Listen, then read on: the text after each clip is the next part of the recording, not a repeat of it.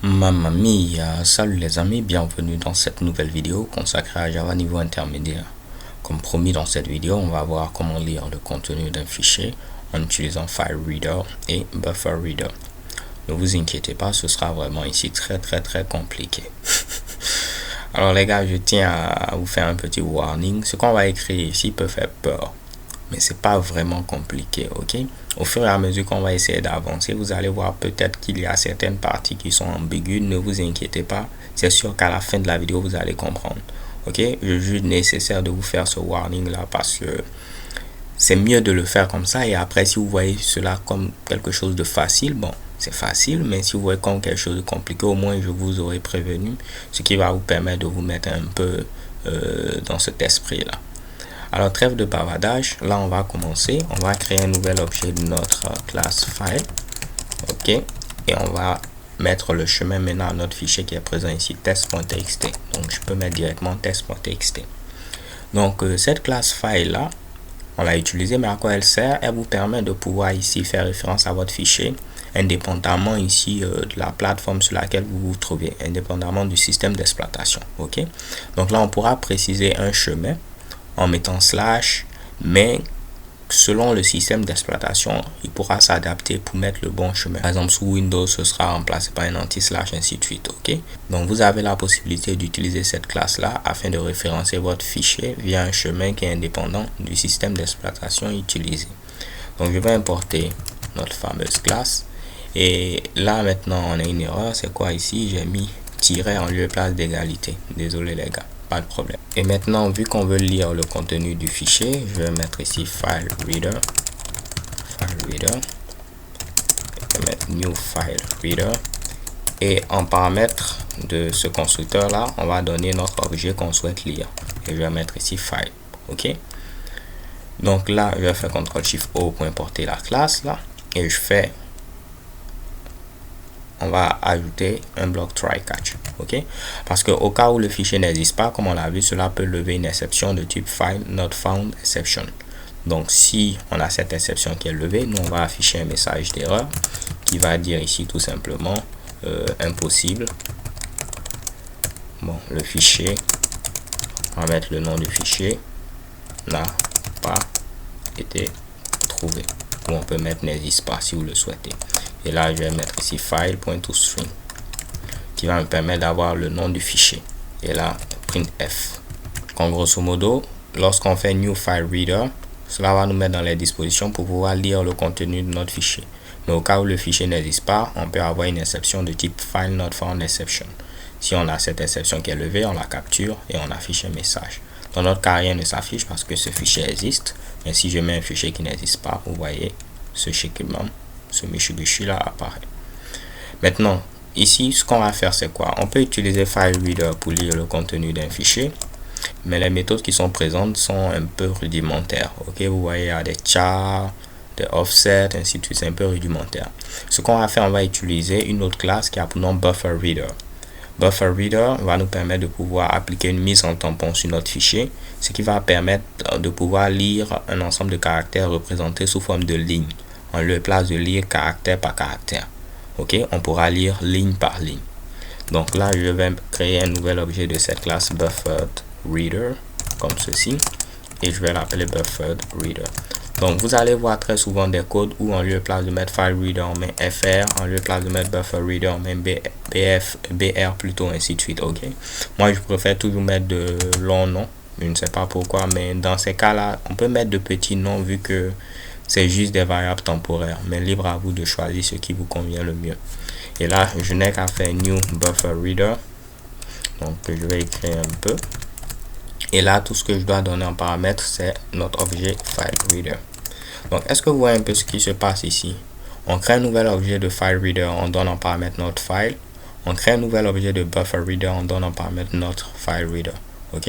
Donc, ça, c'est une technique qui est très souvent utilisée en programmation. On a même un design pattern qui permet de nommer ceci, mais on ne va pas entrer dans les détails. Tout ce que vous devez comprendre à ce niveau-là, on a créé un nouvel objet de notre classe file qui nous permet ici d'avoir une représentation de notre fichier en termes de chemin qui est indépendante du système d'exploitation utilisé. Vu qu'on veut lire le contenu du fichier, on va utiliser FileReader. Les méthodes qui sont disponibles pour la lecture ici sont un peu rudimentaires, donc on va utiliser BufferReader qui va nous permettre de pouvoir lire le contenu sous forme d'un ensemble de caractères représentés par une ligne. Donc on pourra lire ligne par ligne en lieu de place de lire caractère par caractère. Maintenant, une fois qu'on a notre BufferReader, pour pouvoir lire une ligne, on utilise la méthode readLine et vous pouvez lire votre ligne. Pourquoi pas, on va essayer de stocker ceci au niveau d'une variable qu'on va appeler ici line. Mais là, vous voyez qu'on a tout simplement un problème. On nous dit que cela peut lever une exception de type IOException. Donc, ce que je vais faire, c'est capturer cette exception également en mettant ici IOException. Et si ce problème-là intervient, c'est que tout simplement, on n'a pas pu lire le contenu du fichier. Donc, je vais mettre ici impossible de lire le contenu du fichier. Et on va mettre ici notre fameux fichier. Pourquoi pas là, je vais simplement concaténer à file.toString. Et en lieu de place de mettre printf, je vais mettre ici println. OK. Donc là, si je lance l'exécution, on va nous dire que le fichier n'a pas été trouvé. Mais si je mets ici test.txt, on va lire la première ligne qui est ici, ligne 1. Je lance l'exécution et là, on a lu la ligne, mais je n'ai rien affiché. Ok, je vais l'afficher et on va relancer. Et vous voyez, chez Kebam, on affiche ligne 1. Donc, tout ce qu'on devra faire, c'est quoi? On va dire, tant qu'il y a des lignes à lire, il faudra lire ces lignes-là. Quand il n'y a plus de lignes, on s'arrête. Ce que vous devez savoir, c'est que lorsqu'il n'y aura plus de lignes à lire, BufferReader readLine va vous retourner nul. Ok, donc on peut dire que fait ceci tant que on n'a pas encore obtenu nul. Pour ce faire, on peut utiliser la boucle while. On va dire que je vais écrire ceci. Ça peut paraître très compliqué, mais je vais finir de l'écrire et vous l'expliquer. Donc là, je vais faire comme ceci. Ok. Et là, je vais remplacer ceci par tout simplement cela. Bien. Donc là, on déclare une variable de type chaîne de caractères. Ensuite, cette ligne-là, on l'avait déjà vue. BufferReader readLine nous lit notre ligne et on stocke ceci au niveau de line. Maintenant, vous voyez que j'ai mis des parenthèses à ce niveau-là pour entourer tout ceci. Ces parenthèses sont très importantes parce que ce qui sera évalué à ce niveau, c'est ce qui aura été mis au niveau de line. Ok? Donc, ce qu'on a eu à lire. Et tout ce qu'on dit, c'est est-ce que ce qu'on a eu à lire est différent de nul? Si c'est différent de nul, c'est qu'on a lu une ligne. Ok, donc on affiche cette ligne. Mais si on a obtenu nul, c'est-à-dire qu'on n'a plus de ligne à lire, c'est pourquoi on a obtenu nul. Donc on va sortir de notre boucle while.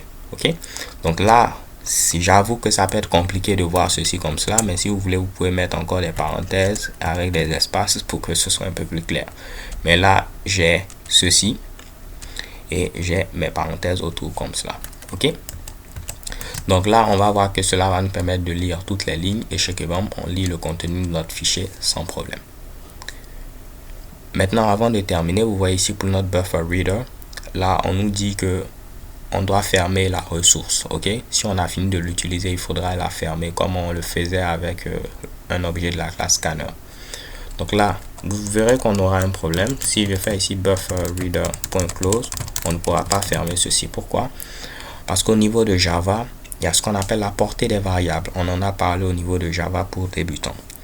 Une variable n'est définie qu'à l'intérieur du bloc auquel elle a été créée. Donc, en grosso modo, à l'intérieur des accolades en question dans laquelle elle est présente. Donc, vous voyez que cette variable-là, BufferReader, elle a été définie au niveau de notre bloc try. C'est-à-dire, si on sort du bloc try, on ne connaît plus ici BufferReader. Ok? Donc là, ce qu'on peut faire, c'est quoi? On va déclarer cette variable à l'extérieur du bloc try, comme ceci.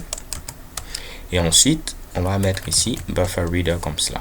Ainsi, tout juste en bas, on pourra avoir accès à BufferReader. Ce que vous devez savoir, c'est quoi? Lorsqu'on va pouvoir fermer ici notre ressource là, BufferReader, vu qu'elle encapsule ici notre FileReader, cela va fermer automatiquement notre FileReader. Et vu que lui aussi il encapsule notre file, s'il y a besoin de fermer le file, il va également le fermer. Ok, donc on ferme seulement ici le big là, BufferReader, et tous les autres seront fermés. Ok, là on a toujours un problème. Si je survole, c'est quoi? On nous dit que notre variable n'a pas été initialisée. Donc là, on va l'initialiser à nul. Il y a certaines personnes qui m'avaient posé une question au niveau de Java pour débutants, mais à quoi ça sert nul? Voici un exemple. On veut l'initialiser, mais on ne sait pas ce qu'on veut mettre. Ok? Donc on met simplement nul. Donc là, je l'ai initialisé, le message d'erreur doit changer. Là maintenant, on nous dit on n'a pas encore capturé une exception de type IOException. Au fait, lorsque vous tentez de fermer, cela peut lever une exception de type IOException. Donc il faudrait capturer cette exception-là. Donc on va dire, si on tente de fermer et qu'on a une exception de type IOException, on va afficher un message d'erreur qui dit tout simplement impossible de fermer le fichier. Ok, donc on a eu des problèmes lorsqu'on tentait de fermer le fichier. Et là on va concaténer avec le nom du fichier. Donc je mets ici file.toString. Ok, maintenant là, si vous êtes attentif, vous allez voir qu'on peut avoir également un autre problème. C'est lequel? Vous voyez que BufferedReader, il a été initialisé à nul. Ok, quand vous commencez à initialiser des trucs à nul comme ça, essayez de voir est-ce que votre ami null.exception ne vient pas. Parce que je vous ai dit, ça c'est une erreur que vous allez toujours avoir, une exception que vous allez toujours voir plutôt, null.exception. Ok, donc vous voyez à ce niveau là, BufferedReader est initialisé à nul. Donc si on vient au niveau du bloc try, on va tenter ici de pouvoir appliquer notre file reader à notre file pour être en disposition pour pouvoir lire le contenu. Mais si on a eu un problème ici, par exemple parce que le fichier en question n'existe pas, qu'est-ce qui va se passer à ce niveau-là? Automatiquement, on quitte dans le try et on vient dans le bloc catch. Ok? Donc, ce qui va faire que cette ligne ne sera jamais exécutée. Et si elle n'est pas exécutée, notre BufferedReader, sa valeur va rester à nul. Et en bas, lorsqu'on va finir de faire tout ceci, on va venir exécuter ceci. Et le problème, c'est quoi? BufferedReader est égal à nul parce qu'on n'a pas pu exécuter ce code-là, vu que cette ligne a levé une exception. Donc, c'est comme si on met ici null.close. Et là, on aura tout simplement null.exception qui sera levé. Je lance l'exécution de ce code et vous voyez notre ami null.exception. Ok? Donc, ce qu'on peut faire également, c'est capturer null.exception. Et cette exception peut être levée si on n'a pas été capable d'ouvrir notre fichier. Ok? Donc là, vous pouvez mettre un message d'erreur disant par exemple ici impossible d'ouvrir le fichier, ou bien vous pouvez dire une erreur est survenue lors de l'ouverture du fichier. En tout cas, c'est à vous de pouvoir voir un peu, quel est le message que vous souhaitez afficher, parce que c'est pas tout qu'il faut dire à l'utilisateur. Ok, si vous voyez que dans ce cas-là, c'est pas nécessaire de dire à l'utilisateur qu'on n'a pas pu ouvrir tel fichier, vous pouvez mettre un message sommaire pour dire que tel truc s'est passé, que l'utilisateur, afin que plutôt que l'utilisateur puisse comprendre. Ok, mais là je vous montre un peu que vous pouvez capturer vos exceptions. Après, libre à vous, si par exemple ici on ne voulait rien faire, on ne met rien et c'est terminé. Donc là, je vais essayer de mettre ici un fichier qui n'existe pas, donc on ne pourra pas ici appliquer file reader, donc not found exception sera levé et en bas ça va créer un null.exception et vous verrez qu'on aura ici le fichier n'a pas été trouvé et on aura également impossible d'ouvrir le fichier. Je lance l'exécution, vous voyez le fichier n'a pas été trouvé et impossible d'ouvrir le fichier. Par contre, si je viens à ce niveau là, je mets un fichier qui existe, on pourra lire le contenu, fermer ce michi sans problème. Ok, donc les gars, c'est bien beau tout cela, mais vous voyez que le code fait peur. Blague à part, il fait vraiment peur. Comme si c'est compliqué. Si vous le montrez à quelqu'un à qui on n'a pas expliqué cela, quand il va voir ceci, il va dire oh mon Dieu, que c'est vraiment compliqué. Mais vous voyez que pas à pas, on a essayé de voir ensemble que c'est pas vraiment compliqué. Pourquoi je vous le montre? C'est parce que c'est des trucs que vous allez encore voir. Même si ça date depuis Java 6, c'est encore utilisé.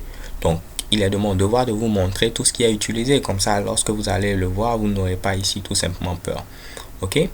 Mais là, ça fait beaucoup de try, catch, ainsi de suite. Et avec Java 7, on a la possibilité de rendre un peu notre code beaucoup plus élégant en utilisant ce qu'on appelle try with resources. Et c'est ce qu'on va voir dans la vidéo suivante. Ok? On va essayer de pouvoir rendre notre code un tout petit peu beau parce qu'il y a trop de try, catch. Personnellement, c'est ce que je déteste au niveau de Java. J'aime Java, mais après, quand on commence avec les try catch, on ne s'arrête pas. Ok, donc les gars, c'est tout pour cette vidéo. J'espère que vous l'avez apprécié. Ok, Surtout, n'hésitez pas à mettre des commentaires si vous avez rencontré des difficultés. Je ferai un effort pour réexpliquer ceci sans problème. N'hésitez surtout pas. Je vous donne donc rendez-vous à la vidéo suivante où nous allons voir ce qu'on appelle Try with Resources qui est disponible depuis Java 7. Peace.